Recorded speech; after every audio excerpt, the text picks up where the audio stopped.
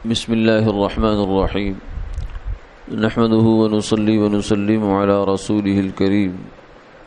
أما بعد، عن أبي برزة رضي الله تعالى عنه قال: قلت يا رسول الله علمني شيئا أنتفع به.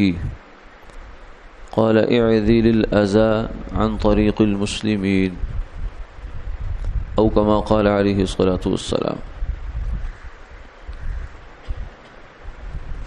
سیدنا ابو برزہ رضی اللہ تعالی عنہ سے روایت ہے،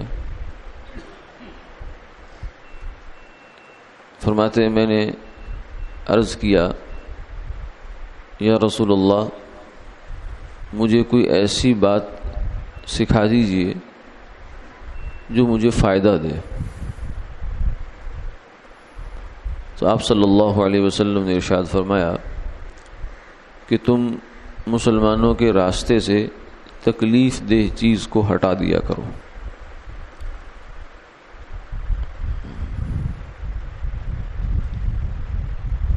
صحابی رسول کا اس طرح سے سوال کرنا،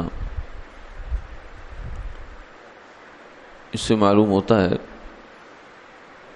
کہ وہ لوگ اپنے فائدے کے، بالخصوص آخرت کے فائدے کے بہت حریص تھے.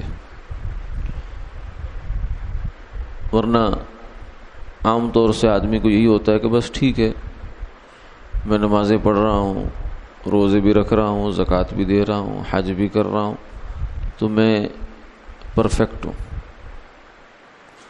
مجھے مزید کچھ کرنے کی ضرورت نہیں ہے. لیکن صحابہ کا یہ مزاج نہیں ہے، بلکہ وہ ہر وقت اس تلاش میں رہتے تھے کہ کوئی ایسا عمل ملے جس سے اللہ کا خاص کرم ہماری طرف متوجہ ہو جائے، فضل متوجہ ہو جائے. باقی جو عبادات ہیں وہ تو ذمہ داری ہیں، وہ تو کرنی ہے، لیکن اللہ کی نظر رحمت ہم پہ پڑ جائے جس سے دین دنیا کے دونوں کام سنور جاتے. تو اسی جذبے کے تحت انہوں نے حضور سے یہ سوال کیا. تو آپ صلی اللہ علیہ وسلم نے اس کے جواب میں کوئی بہت بڑی عبادت نہیں بتائی. آدمی کا خیال یہ ہوتا ہے کہ ہو سکتا ہے یہ بتائیں کہ بھائی رات کو 100 رکعت نماز پڑھا کرو، یا روزے رکھا کرو، یا یہ کیا کرو. نہیں، بلکہ ایک بہت بظاہر معمولی سی بات بتائیے جو دکھنے میں یا سوچنے میں آدمی کہ یہ بھی کوئی کام ہے. لیکن فرمایا کہ یہ کام کیا کرو کہ راہ چلتے ہوئے دیکھو کہ راستے میں کوئی تکلیف دہ چیز رکھی ہے، پڑی ہے، کوئی کانٹے کی ٹہنی رکھی ہے، کوئی پتھر رکھا ہوا ہے، یا کوئی ایسی چیز ہے کہ مثلا پانی ایسا ہے جو گزرنے والے کے کپڑوں کو خراب کر سکتا ہے، گزرنے والا وہاں سے تکلیف سے گزرے گا. تو تکلیف کی کوئی بھی صورت ہے اس کو وہاں سے دور کر دو، راستے سے.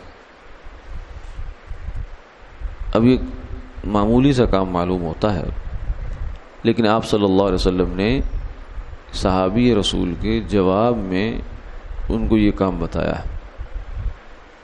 پوچھنے والا کون ہے اور بتانے والا کون ہے؟ تو یہ تو معمولی نہیں ہے. اس سے معلوم ہوا کہ ہماری نظر میں یہ کام چھوٹا ہو سکتا ہے، لیکن اللہ کی نظر میں یہ کام چھوٹا نہیں ہے. اس لیے تو فرمایا بعض حضرات نے کہ کتنے لوگ ایسے ہوئے ہیں دنیا میں، کتنے لوگ ایسے ہوئے کہ ان کی بخشش راستے سے کانٹا ہٹانے پر ہو گئی. اللہ تعالیٰ کا کرم ان کی طرف متوجہ ہو گیا. تو اسی لیے فرمایا کہ نیکی وہ نہیں ہے، بڑا عمل وہ نہیں جس کو ہم بڑا سمجھیں.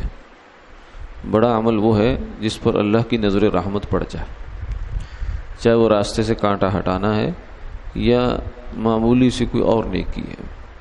بلکہ جس عمل کو ہم بڑا سمجھتے ہیں وہ اللہ کی نظر میں کم ہو جاتا، اور جس نیکی کو ہم چھوٹی سی نیکی سمجھتے ہیں تو وہ اللہ کی نظر میں بڑی ہو جاتی ہے. کیوں؟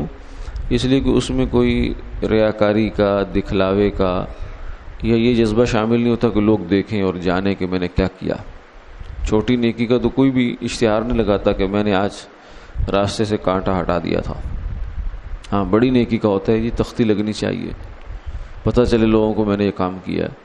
تو جس نیکی کے اندر، جس عمل کے اندر یہ جذبہ آ جائے، وہ پھر عمل بہت تھوڑا ہو جاتا ہے، چھوٹا ہو جاتا. اور جو عمل آدمی اللہ کے لیے کرتا ہے، اخلاص کے ساتھ کرتا ہے، وہ چاہے چھوٹا ہو، وہ چھوٹا ہو کر بھی بہت بڑا ہو جاتا. کوشش کرنی چاہیے ہمیں بھی. یہ چیز ہمیں مل گئی، آپ صلی اللہ علیہ وسلم کے ارشاد ہمارے سامنے آ گیا، تو ہم بھی اپنی زندگی میں اس کو معمول ملا. راستے کو تکلیف دہ چیز سے ہٹائیں، اور خود کوئی تکلیف دہ چیز وہاں ڈالیں نہیں، کوئی کوڑا، کوئی ایسی چیز کہ جس سے گزرنے والوں کو تکلیف ہو. اللہ تعالیٰ عمل کی توفیق عطا فرمائے.